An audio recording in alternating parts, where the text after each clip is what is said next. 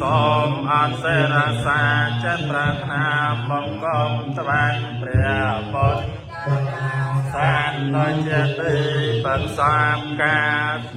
តែងតែស្លាប់បនប្រចំណងកម្មជាគោលឲ្យវែលបលអន់ទៅក្នុងភពតូច